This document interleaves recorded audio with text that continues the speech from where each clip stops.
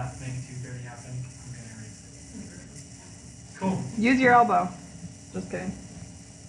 It was cooler. All right. What are some of the purposes of Camp Kesem? Why do we do this? Why are we here in trainings every week, and why do we do all this for the kids? That's a good question. Brighten the kids' day. Brighten the kids' day. My handwriting is really terrible. I'm sorry. Yeah. Provide support network.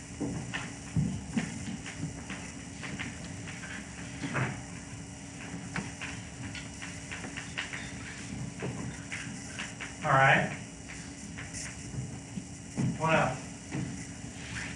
Have fun. Have fun.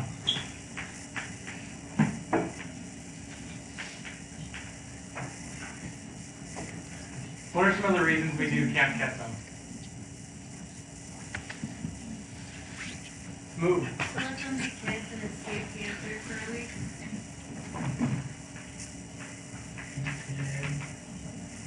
Escape cancer. Awesome.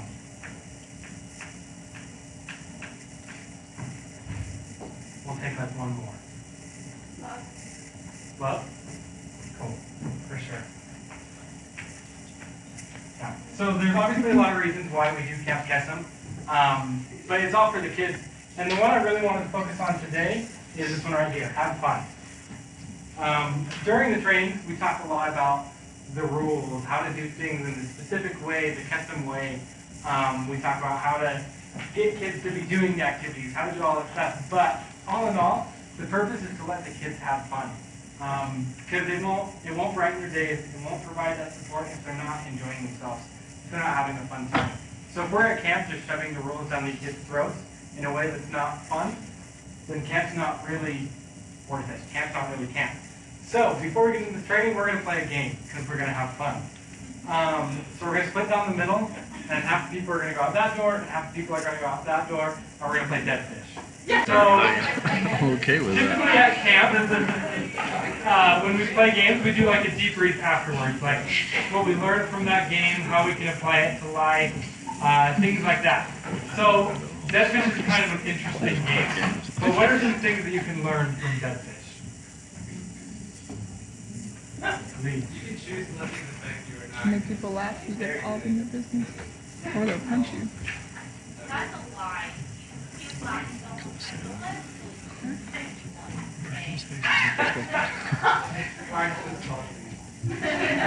All right. I like what you said, though. You can choose to let things affect you. I think that's really important. That's cool. Oh, there's a hand.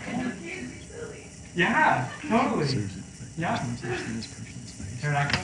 I think the important thing is that sometimes you see how you're impacting people, and you always learn to impact. Yeah. Almost died from the dead yoga. Is that what that was? Yoga? Yeah. It was scary.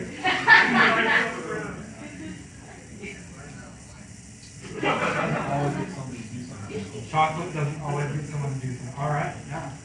If I ever decide to rob a bank, I know who I'm deciding on my team. There it is. That was the purpose of this game right there. Yeah, I'm glad you learned that. Cool. So today's training is officially about leading groups. Tactics for how to lead your group of children and help them to do the right things at camp. A lot of the training talks about rules. And earlier in the communications training, we talked about how to talk about rules in a way that wasn't saying, don't do this, don't do that. Do you guys remember anything about that? How to talk about rules in a way that makes it fun?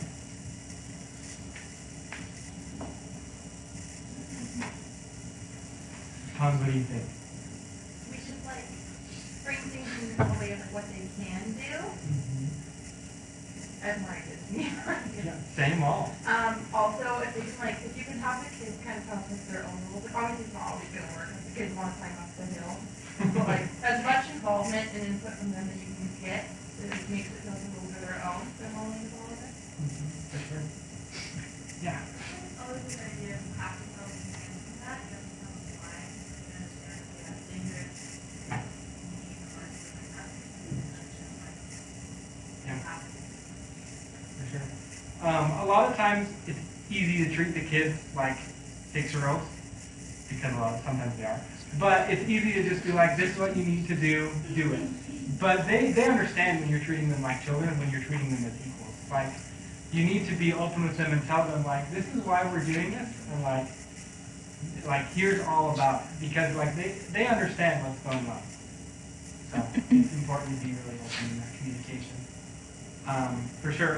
Some of the other things we talked about are kind of what Fun was talking about, redirecting. So when, instead of saying like, don't go on the hill, you can be like, how about we go play on the swings? Like, give them another option of something to do. And sometimes, instead of just saying, hey, you have to do that, you can make a game out of it. When we were playing Dead Fish, some of the people were talking about how Dead Fish is a really good way with little kids to get them to sleep, to get them to calm down, because it's fun to just lay on the ground if you have to stay completely silent for someone. So a lot of times, as counselors, we can use games to get people to do the things we want them to do. Awesome. So the other thing that it really wants us to talk about is attention grabbers. Because we shouldn't say things like, shut up, or come on, listen to me. So, like, one of the things that we do over and over again at Camp Kesson BYU is the hey, listen up. But that can get old really quickly. Am I right? Everyone who's been to camp, that gets old real quick. So some of the things it said is that we can make up some of our own with our kids. Like, for example, one of the ideas was to take like slogans of a company. Like McDonald's. What's the McDonald's jingle? Right? So if you come up with something like that with your campers, where you're like, I'm going to say, ba-da-ba-ba-ba, and everyone's going to say, that's fun, right? Or like, I can't remember, last year, Diamond was telling us that they had one about pants.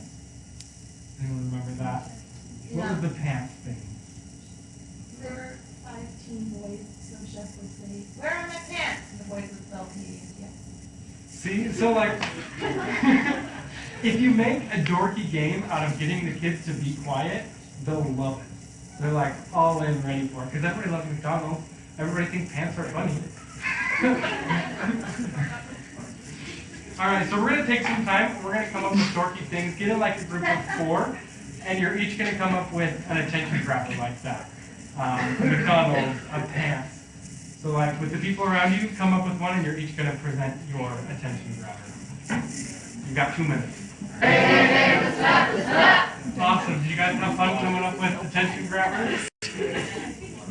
All right, who wants to present theirs first? We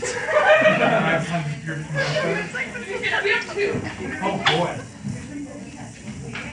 Okay, so this And we're just going to go in a circle after that. Okay, so this was actually one that we did my first year at Camp Kesson had been fixed, but I don't think there's a reason it was abolished.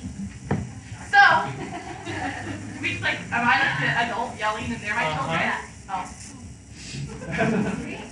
Skittles!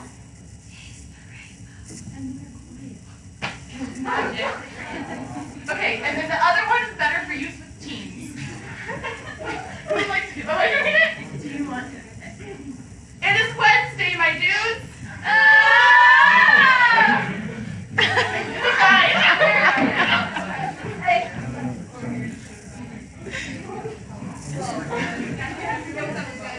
You're going to stand where you're at, be stand. This one's for the teens, Carson Helma.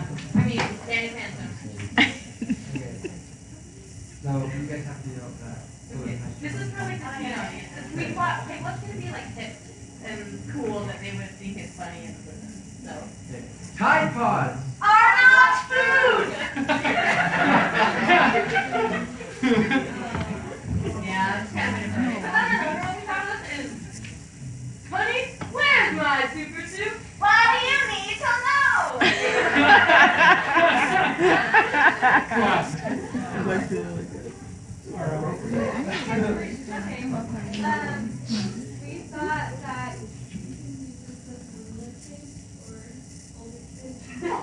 Either one.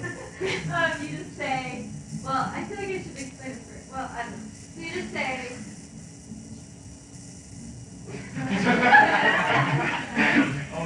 so everyone decides their own air instrument. And you say a 1, a 2, a 1, 2, 3, 4, and then everyone starts playing their air instrument. I like that. That's fun. There's something quite good. All right.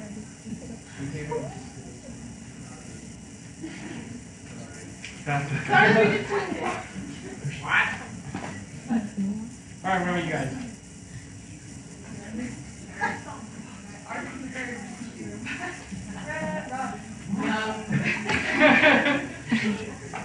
All right, now we're gonna go up there. So I'm a 6th grade teacher, so I have like 20. But my current favorite is, have you guys seen the little video where the little boy's trying to convince his mom that he needs a cupcake? Yeah. He's like, Linda, listen. And so I say to my kids, I showed them the video so they like understood. But I said, Linda, and they go, listen. It's great. That's hilarious. Probably. They do. They like the SpongeBob one too. No! Patrick! All right. You're like that. Are you ready, kids? I'm ready, kids. We have to wait. No. Or do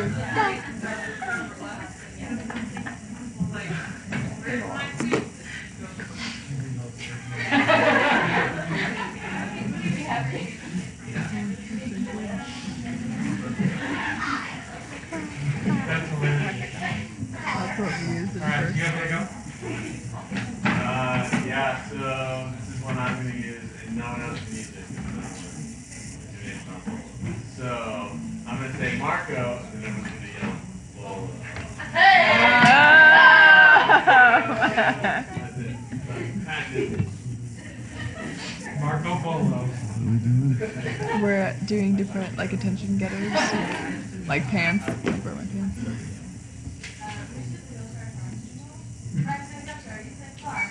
Farm.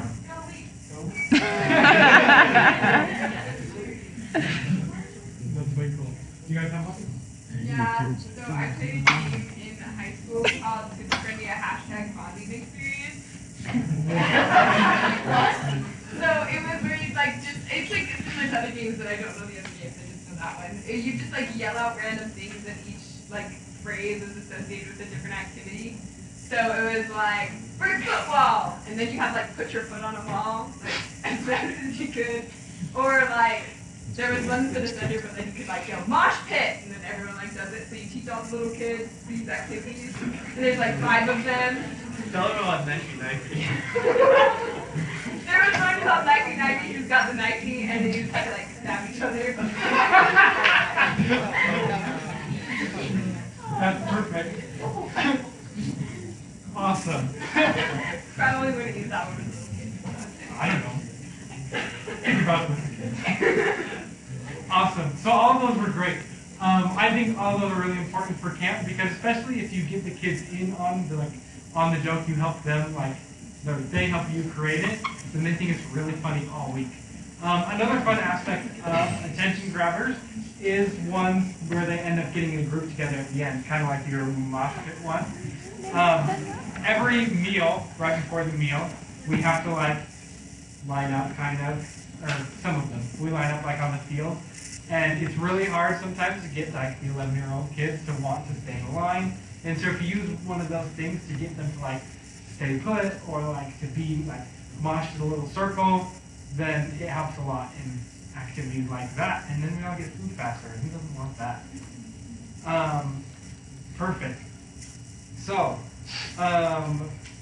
we're going to talk about how you guys can learn to debrief. So we're going to split up into groups again in a little bit.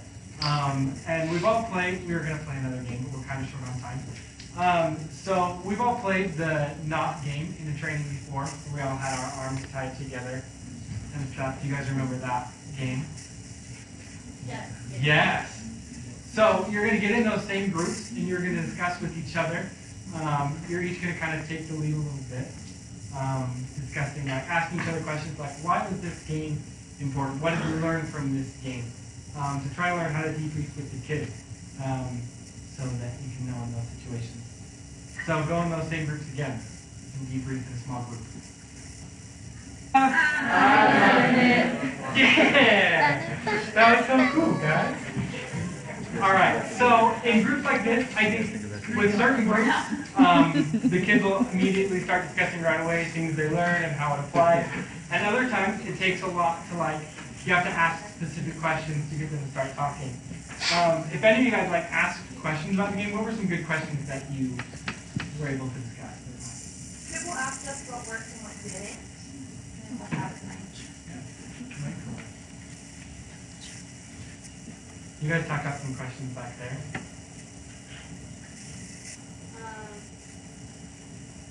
How does this game apply to Yeah. It works, so it's way cool. Cool. Are there any other questions that you think are good to ask while debriefing a game, like get the kids to start talking? Well, we kind of talked about for the younger group how some questions are a little bit easier to answer, so like we need to come up with examples on that. Does anyone have examples of that? Or just-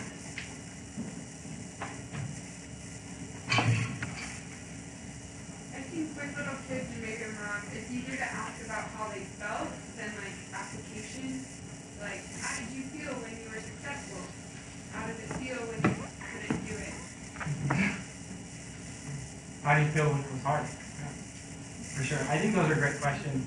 And you kind of have to read your group after playing a game, whether the questions you ask and how they kind of deal with it. But yeah, understanding where they're at, it can really help you when you're debriefing. What were some things that you guys said during the debrief? What were some things that we could learn from the Human Not game? Sure. about communication and teamwork? For sure. We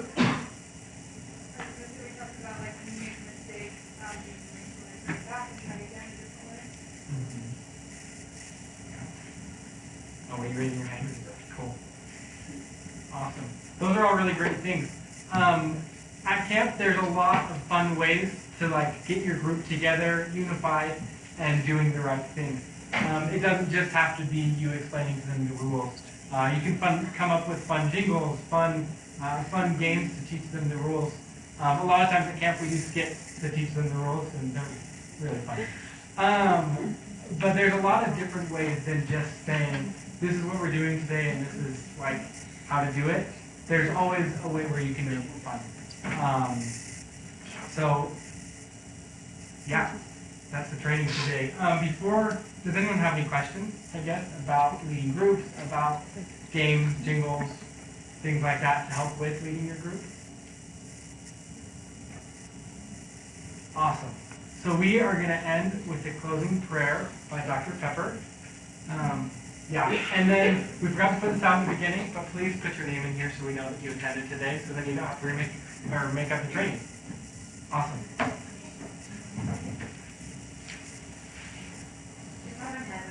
Very thankful for everyone here together. Also that we might be able to apply what we learned not only in our lives, but in our future.